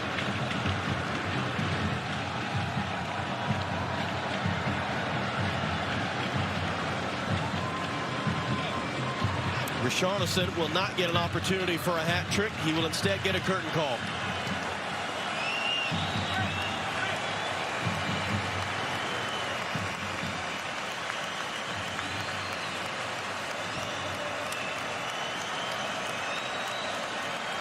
This is a player that's had success in the English Premier League with Everton, but now with Tottenham Hotspur. Had not scored a Premier League goal this season. Had scored a pair of goals in the Champions League for Tottenham Hotspur. But he was the guy that Chiche said, you're going to be our number 9 in this tournament, at least from the start. And when you've got this guy behind you who's having a great season for top-of-the-table Arsenal in the Premier League, different profile of player, less of a powerful runner in behind, but both incredibly talented. And you could say that about the entire team. But what a day he's had. What a start to the tournament. This one's the pick of the bunch. That first touch, as you said, look, he's not planning to cushion it up in the air like that, but that's just such a reactive, instinctive type of finish where then he knows he can swing his body around. It's beautiful. It's poetry. He's off the ground. The right leg comes around, and the contact, the power of the strike takes it into the back of the net. And what a way to start this tournament for Brazil. Neymar's dot is done. Anthony of Manchester United will make his World Cup debut. Told the Players Tribune recently, playing in a World Cup, that's a goal, not a dream. My only dream was to get my parents out of the favela, out of the slums.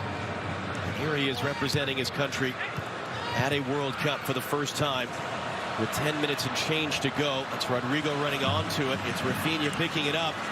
It's Brazil trying to make it worse. Rafinha hands it off to Neil around the outside, cutting it back into the middle. Rodrigo almost got back to it. Anthony's first touch.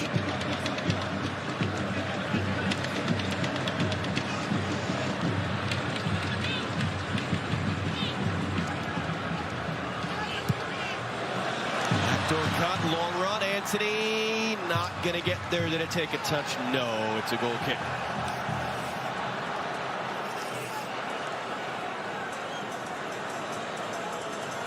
When we say, and you said you're going to be my number 9, when we say see Neymar wearing the number 10 shirt, there's a lot of significance in those two numbers. What do those numbers signify? What are their roles? Yeah, well, the number 9's typically your center forward, the guy that's going to play further along than any other player. The number 10 is the playmaker, guys underneath. Typically will have a free roll or will be wide, or he's the guy that can provide the pass to the number 9. Let's see another goal here. Rafinha cutting it back. Pavlovic able to stop it, at least for the moment. Casemiro off the bar. He thought it was in. He was walking off to celebrate. He wants it back. Here's Casemiro again. Well, they smell blood now. Blood's in the water, and they're just ramping it up. And this is where everybody's trying to get in on the act. That's your defensive midfielder, Casemiro, who doesn't always get that far forward. He's the one just whipping that one around, coming off the crossbar.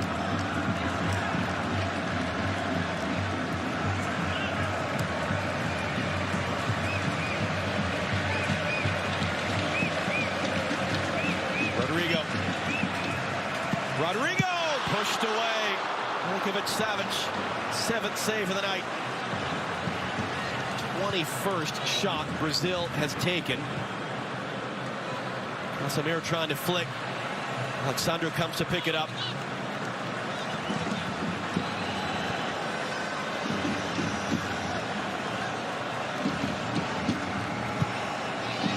Rafinha in. Gabriel Jesus. And a little bit of a push there, enough from Milinkovic to keep him from getting on the end of it. Two-handed shove. And not going to get the foul there because he had the body position. That was the strike from Casemiro. He's just trying to finesse that one. Full extension there. Can't get a hand on it, but gets some help from his crossbar.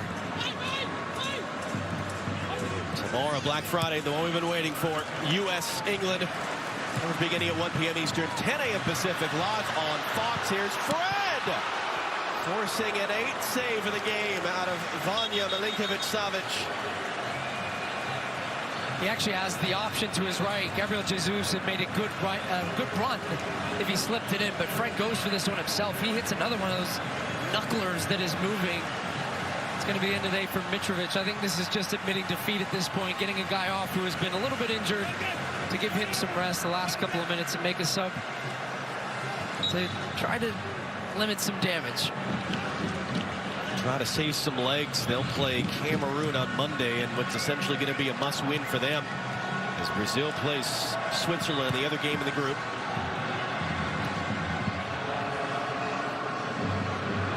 Switzerland beating Cameroon 1-0 earlier today. That one's clipped in. Good punch. Milinkovic-Savic alert off his line. Just in front of Rodrigo, who was offside.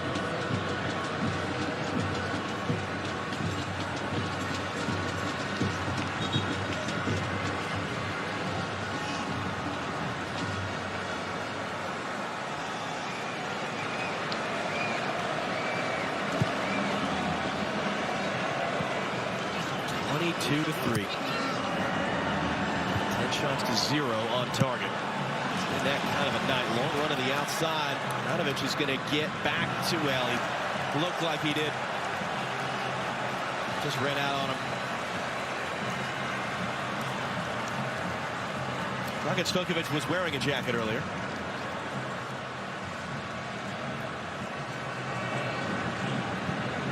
It's tough. You got a couple of days to physically and mentally turn the page if you're Serbia, because you're not done. As that one makes a deflection on that shot, it's going to spin away. Alisson not able to prevent the corner.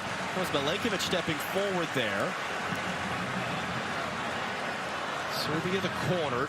Mitrovic, their all-time top scorer, is off the field now.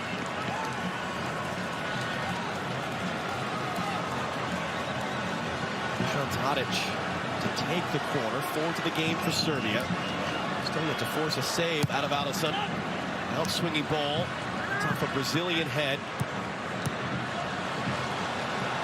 Now can Brazil break?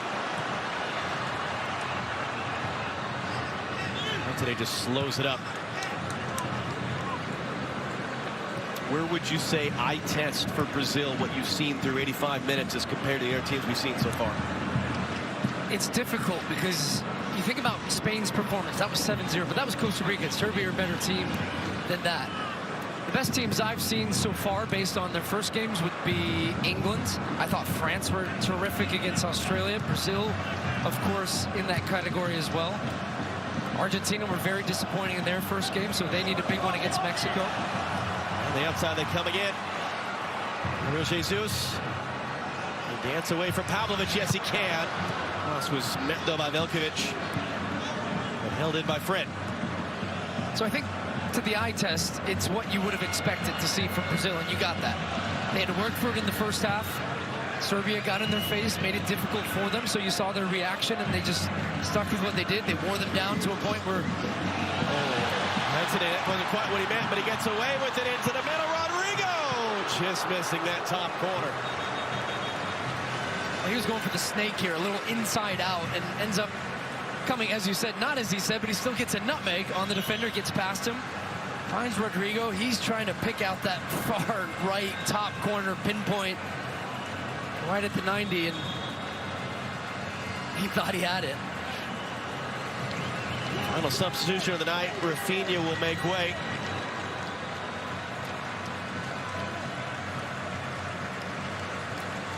Oncoming a starter for Arsenal.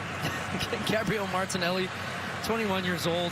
He's an exciting prospect as well. He's a testament to Arsenal's scouting. He was playing in the Brazilian 4th division as an 18-year-old. They plucked him out of relative obscurity in the summer of 2019. And a terrific fall for Arsenal, now at the age of 21. As we said, there are guys that will struggle for minutes for Brazil in this tournament that would walk into the starting lineup of most other nations here. And yet the challenge for Chichi is to make the puzzle pieces fit together and win a World Cup. Because as we said, it's not the group stages that's troubled them. It's when they get in the knockout rounds, it's playing European opposition. That's where they've just hit a brick wall in recent tournaments. Here's Martinelli just on the field, one end of the field to the other, intercepted by Pavlovic.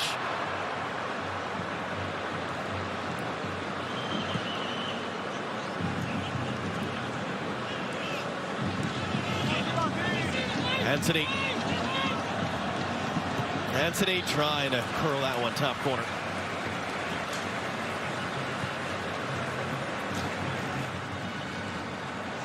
There's a relentlessness with which he coaches as well. Constantly pushing his team to keep going, keep going. Not just advance, they've won the group in 10 straight World Cups. They haven't lost a group stage game since the 1998 World Cup. This will be their 74th World Cup match won. That's more than any other nation in the tournament's history. They've scored more goals than anyone else as well. 4 more than Germany as it stands. Still time to add another. Here comes Danilo. Got the cross in, late running header, and flashing out Gabriel Martinelli. Whistle goes there. They look for a foul. Yeah, I think it's for a foul. Great run from Danilo. Overlapping run on that right-hand side. Puts the ball into a dangerous spot, and I think that's what the foul is for there. I didn't see too much.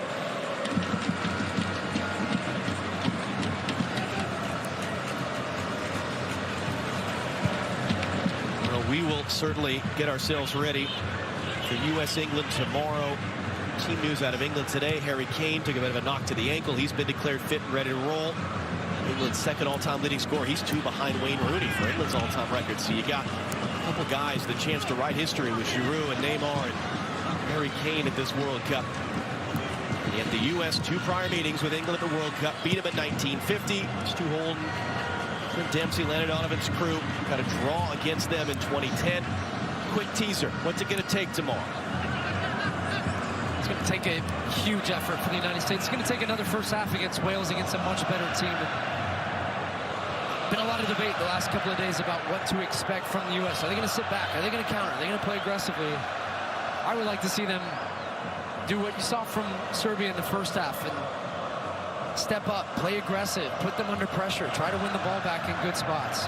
Now the Olays are out, by the way, in the 89th minute of this game. And if you're Serbia, you look over, you see the number 7 on the board, you go, oh, 7 more minutes. Again, it's an early start, yes, but that Wales-Iran game is huge for the U.S. If Wales are to win, that puts some real pressure on the U.S. They could get a favor from Iran, at least to an extent. If that game was to finish in a draw earlier, it's a little bit of pressure off the U.S. having to get a result against England. Not there isn't pressure and expectation enough as it is, but it is one to keep an eye on tomorrow morning.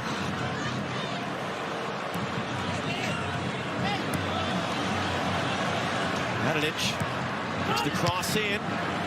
Quinhos not going to sleep just yet back there. Able to head it away.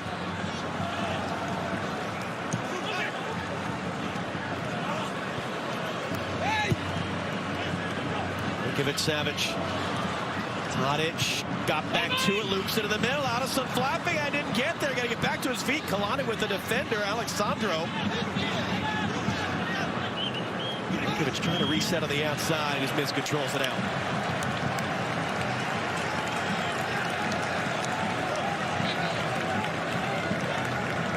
Brazil have a man down. They are out of available substitutions. They've made their 5.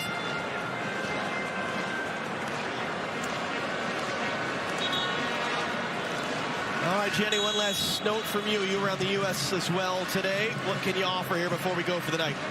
Well, it was a simple question, John, to U.S. defender Tim Ream, and I said, how do you do it? How do you beat England? And he said, you know, we got to believe we are not scared of facing England. We are a team that respects them, but we also really believe in our ability and the talent on this team. And just the fact that it is Thanksgiving, one last note, John, they're not eating turkey today. They're saving it for Saturday, hopefully a celebratory turkey feast. Gabriel Martinelli for Brazil.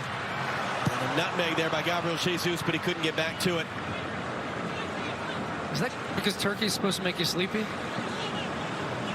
you want to text Greg and ask her? I don't know. I mean, because Alexi will be sleeping at the desk at this point. I see him every single segment. He's eating a bit of that turkey leg. We had turkey sandwiches in the U.S. team hotel. That I don't know. That turkey looked pretty good that he was eating. We'll see if there's any left by the time we get back down to Doha. Oh, I know Clint must have gotten into that for sure.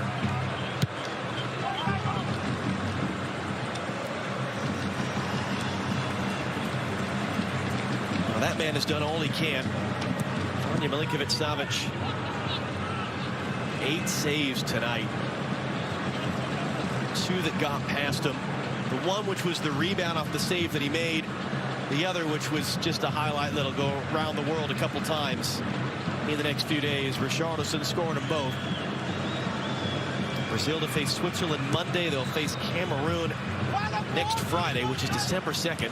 Seems kind of wild to say. Serbia will play Cameroon Monday. The game with Switzerland is big. That was an ill-tempered game 4 years ago. A lot of history, a lot of rivalry. That's the one they have to win, though. That's the one they're going to have to win to go through the group. This is a game, I think, anytime you play Brazil in a World Cup in the group stage, they won their last 10. You take it as a bonus if you get a point out of that game. That's a game you kind of write off. Is it a bonus that they've only lost by 2 as it stands? Potentially, yeah. If goal differential is the first tiebreaker. It depends what mood the Brazilians are in. Not for lack of trying tonight. 24 shots, 10 of them on goal. And still 3 minutes to go here at Lusail Stadium. And Dragan Stojkovic has shed the jacket. He's rolled the shirt sleeves up. He's sitting back right now. It's a frustrating night for him and the Serbian fans. A buoyant mood. Great scenes outside the stadium. We got to soak in this evening. Here's Rodrigo on the run, looking for a third. Intercepted by Pavlovic. He thought he might be subbed off. He was sitting on that yellow card the whole way. He's gone the distance.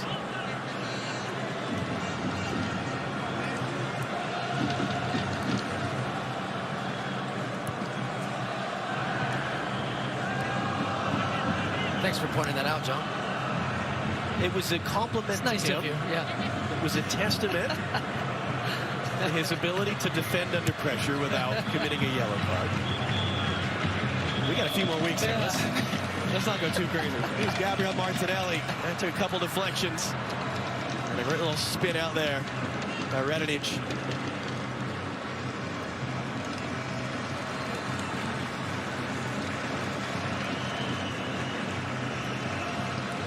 That was the concern on the other side, as Anthony was down a minute ago. Chiche still the same intensity, even though they're just sort of cruising home for this opening win. Long throw in, though. Vlahovic trying to sneak in behind and got some contact there. He goes down. Thiago Silva came across to defend.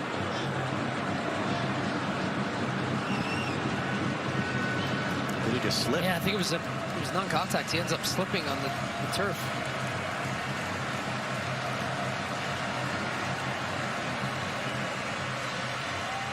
Johnny Alves having some fun.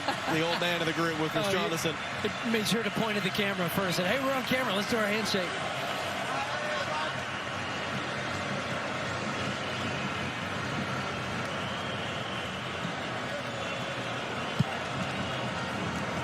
Alisson has not had much to do tonight. Jesus committing a foul there. It's Pavlovic that he caught, trying to hold that up. As we are in the 97th and final minute. Again, this thing for an hour was tense, it was nervy, it was up and down. 2 moments of brilliance, especially the second one from Richarlison in Brazil. Give them a win in their opening game at this World Cup. Trying to win the World Cup for a 6th time, more than any other nation. With sky-high expectations, they come in as the #1 team in FIFA's world rankings. It's interesting to note, rankings date back to 1992. No team ranked #1 coming into the World Cup has ever won the World Cup. Can Brazil be the first? And that's the end. Well, at least it looked like, boy, the referee was blowing his whistle. We heard a whistle. Now, there we go. All right. A quick hi to our families back home. Happy Thanksgiving. Happy Thanksgiving, everybody. Great night for Richarlison. Great night for Brazil. Rob Stone and everybody else in our studio on the Corniche will wrap up the day next. Some happy Brazilian legends in the crowd as well, as it finishes in front of more than 80,000 fans at Lusail Iconic Stadium north in Doha. Brazil 2, Serbia 0.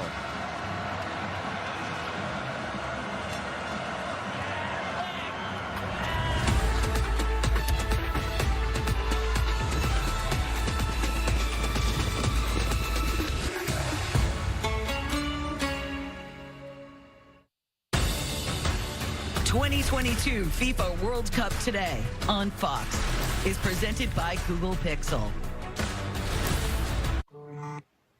Good morning, America. Rise and shine. All across the country, we're getting up early this year with one thing on our mind. Football! It's soccer. Whether you're repping La Cultura in all the colors, or you need the world to know this is our